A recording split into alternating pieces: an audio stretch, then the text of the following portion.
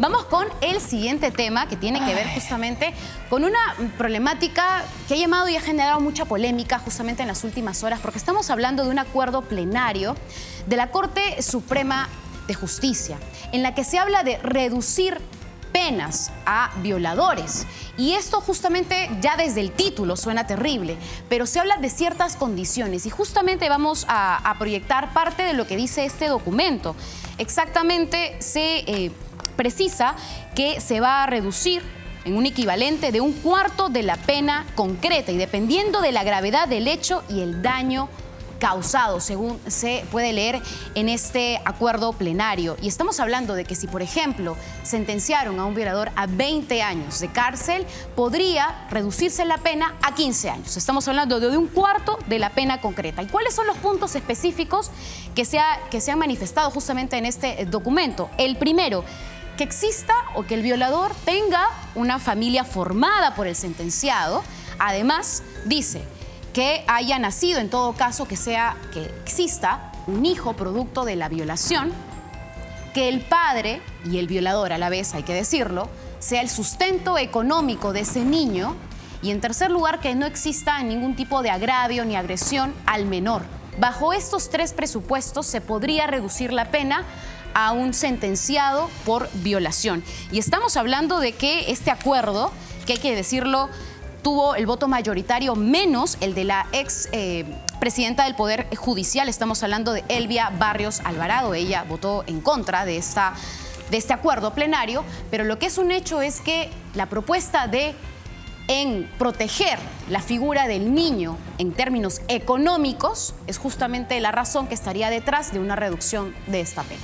O sea, lo primero que le han dicho a todos los violadores es embaracen a su víctima. Punto 1, porque en el Perú no existe el permiso, la posibilidad, la despenalización del aborto para casos de violación. No existe. Entonces, ya una mujer está condenada a tener el hijo de su violador porque no existe la despenalización del aborto. Por supuesto, no existe para aquellos que no la pueden pagar, porque los que sí la pueden pagar lo hacen sin ningún problema y con toda seguridad y no pasa absolutamente nada. Entonces condenas a las personas pobres a tener el hijo de una persona que las ha violado, que le van a reducir la pena, pero peor que condenar a las mujeres mayores de edad víctimas de violación, estás condenando a las niñas y las adolescentes que no acceden al aborto terapéutico a tiempo en muchos casos y en segunda instancia, obviamente por ser menores de edad, no tienen ningún ingreso, ninguna formación, ninguna posibilidad de mantener a ese niño. Entonces, ¿quién sería el responsable económico?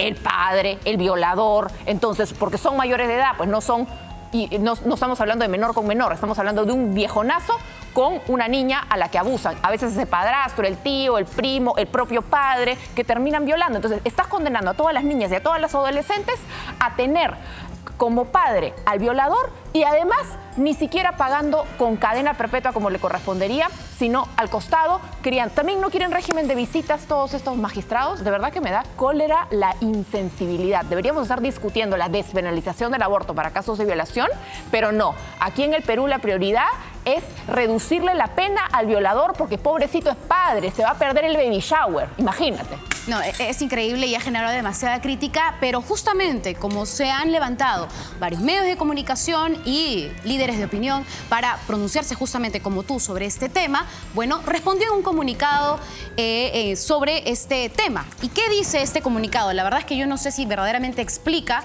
algo a lo que este documento de 25 páginas finalmente precisa. Dice lo siguiente: será aplicable a delitos en los que haya mediado.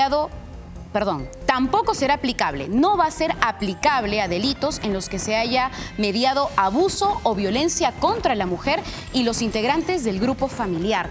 ¿No es contradictorio hablar de esta figura si un violador es justamente quien ha agredido a una mujer, pero bajo este presupuesto es mientras no exista una figura de violencia contra la mujer? Totalmente contradictorio. Lamentablemente, entonces, una mujer que está pasando por una situación de violencia sexual tiene que pedir que por favor el agresor la golpee, porque solamente la violación en sí no es violencia, solamente la violación en sí no representa una agresión. Tienes que pedir que físicamente te hayan golpeado.